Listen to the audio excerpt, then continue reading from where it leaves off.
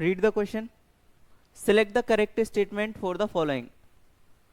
The orbital velocity of satellite increases with the radius of orbit. ठीक है, अब ये देखो कि ऑर्बिटल वेलोसिटी होती क्या है? ऑर्बिटल वेलोसिटी होती है root of G M by are.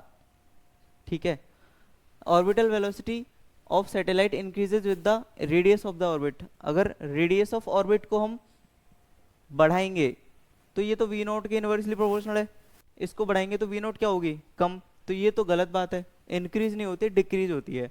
अगर ऑर्बिटल रेडियस को बढ़ाएंगे तो ऑर्बिटल वेलोसिटी है वो कम होगी, ये इनकरेक्ट है।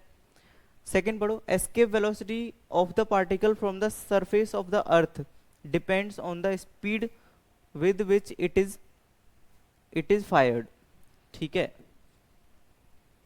तो escape velocity of particle from the surface of earth depend on the speed with which it is fired। तो escape velocity of particle from the surface of earth, पढ़ो सेकेंड ऑप्शन पढ़ो, escape velocity of particle, पढ़ो question. Second option is escape velocity of particle from the surface of earth depend on the speed with which it is fired। देखो escape velocity होती क्या है? escape velocity है root of G naught G two G M by R. ठीक है, तो ये किस किस चीज पे डिपेंड कर रही है? ये तो कांस्टेंट है, टू भी कांस्टेंट है, mass of that planet and radius of that planet.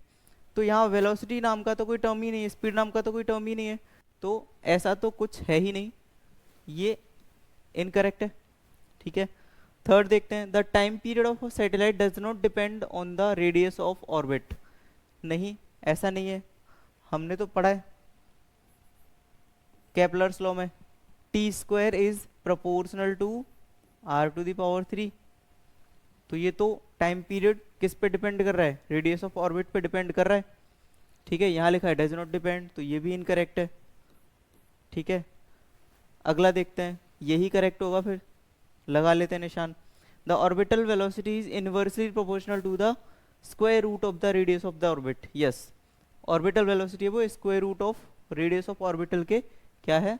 Orbit के इनवर्सली प्रोपोर्शनल है। तो option fourth is the correct answer. ठीक है।